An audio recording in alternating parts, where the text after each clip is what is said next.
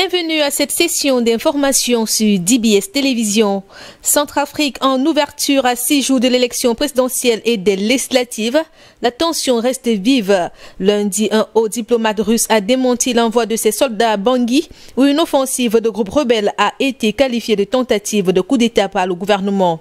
Une déclaration qui va à l'encontre de celle du porte-parole du régime centrafricain, qui a fait état de l'envoi de plusieurs centaines de soldats russes et d'équipements lourds dans le cadre d'un accord de coopération bilatérale entre les deux pays.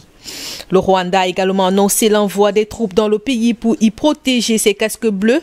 Aucun détail n'a été donné sur la date du déploiement, le volume des effectifs ou leur mission exacte. De sources concordantes, les troupes rwandaises contribueront également à assurer les élections générales pacifiques et sécurisées prévues ce dimanche 27 décembre 2020.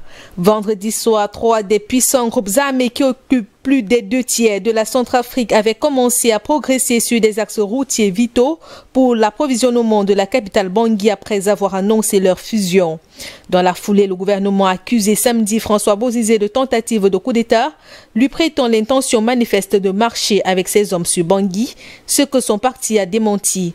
Face à cette montée d'adrénaline à l'approche du scrutin, l'opposition a demandé un report, mais pour le président Faustin Archange Touadéra, il n'est pas question d'ouvrir la brèche vers une nouvelle transition. Il estime que la campagne peut se poursuivre en dépit de la crise sécuritaire et reste inflexible sur la tenue des élections le 27 décembre pour rester dans les clous de la Constitution. Au Niger, 7,5 millions d'électeurs renouvelleront leur parlement et choisiront un nouveau président dimanche 27 décembre. 30 candidats sont en course pour la magistrature suprême. Mohamed Bazoum, candidat du parti au pouvoir, est présenté comme favori. Le dauphin de Mahamadou Issoufou peut surfer sur la popularité de son mentor qui a décidé de ne pas briguer un 3e mandat. Le porte-étendard du Parti nigérien pour la démocratie et le socialisme veut faire de l'éducation sa priorité. Mohamed Bazoum estime que le rapport de force stratégique est défavorable au groupe Boko Haram et qualifie les attaques du groupe dans la région du lac Tchad d'actions de banditisme. Selon lui, les habitants des villages de cette zone pourront bientôt rentrer chez eux. Le candidat du PNDS espère remporter l'élection présidentielle dès le premier tour. Dans le cas contraire, il devra affronter la coalition de l'opposition CAP 21 qui a déjà décidé en cas de second tour de soutenir le candidat qui arrivera en meilleure position. En Côte d'Ivoire, le dialogue politique a été engagé lundi à Abidjan entre le gouvernement ivoirien, les partis politiques et la société civile en vue d'apaiser les esprits après la réélection contestée du président Alassane Ouattara le 31 octobre 2020. Cette première phase a vu la participation de 14 partis et coalitions politiques, 16 organisations de la société civile. Il s'agit notamment de l'EDS, Ensemble pour la démocratie et la souveraineté, du FPI, Front populaire ivoirien pro-Gbagbo, du PDCI, Parti démocratique de Côte d'Ivoire d'Henri Konan Bédié, et de la Poésie, plateforme des organisations de la société civile pour l'observation des élections en Côte d'Ivoire. Les discussions sont pilotées par le Premier ministre Ahmed Bakayoko. Le chef du gouvernement a expliqué qu'il s'agira tout au long de ce dialogue d'examiner l'intégration d'une 5e personnalité issue de l'opposition dans la commission centrale de la commission électorale indépendante, l'attribution d'un poste de vice-président au PDCI dans le bureau de la commission centrale de la CEI, la recomposition des CEI locales ainsi que toutes les préoccupations liées aux élections à venir. Ahmed Bakayoko a souhaité que les participants se rassemblent autour des valeurs essentielles qui fondent la capacité d'un pays à maintenir sa marche vers le développement et assurer le bien-être de ses populations. Je voudrais vous dire que notre état d'esprit, en venant à cette rencontre, est de pouvoir nous parler franchement pour faire avancer notre pays dans la paix. Bien heureusement, toutes les personnalités ici présentes ou représentées se connaissent dans ce pays. Il y a des liens de famille, des liens d'amitié, des liens de fraternité entre les uns et les autres. Il y a eu même des liens politiques, des liens d'alliance politique ou de désalliance politique. Nous nous connaissons tous. Nous avons en commun notre pays.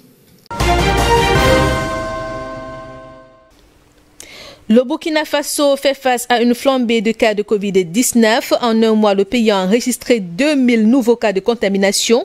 De sources concordantes, Ouagadougou, la capitale, compte à elle seule 1000 cas positifs.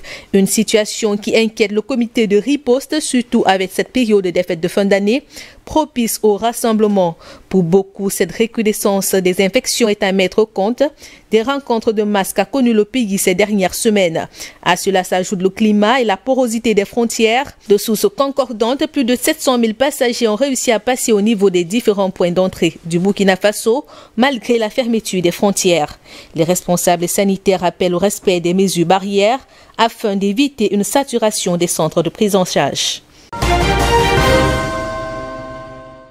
Pendant ce temps, une nouvelle variante du coronavirus a été détectée en Afrique du Sud. Selon les experts, cette variante 501V2 est similaire sans être identique à la souche découverte en Grande-Bretagne. Elle présente la même mutation de la protéine qui rend le virus plus contagieux. Il s'attache mieux aux cellules humaines, ce qui pourrait expliquer la rapidité des transmissions de cette seconde vague qui touche essentiellement des patients plus jeunes qui développent des formes graves de la maladie. En une semaine, le nombre de nouvelles infections est passé de 3 000 à 9 000 cas par jour. Même si l'on est encore loin du sommet de 15 000 cas atteints en juillet, la situation suscite beaucoup d'inquiétudes dans le pays. De l'avis de certains analystes, les fêtes de fin d'année et l'arrivée des vacances scolaires début décembre ont contribué à cette deuxième vague en plein été austral. Plusieurs compagnies aériennes ont suspendu dimanche leur vol vers l'Afrique du Sud. La semaine dernière, le président sud-africain Cyril Ramaphosa a annoncé une série de mesures dont la limitation des ventes d'alcool, un couvre-feu à partir de 23 h et la fermeture des plages sur une bonne partie de la côte.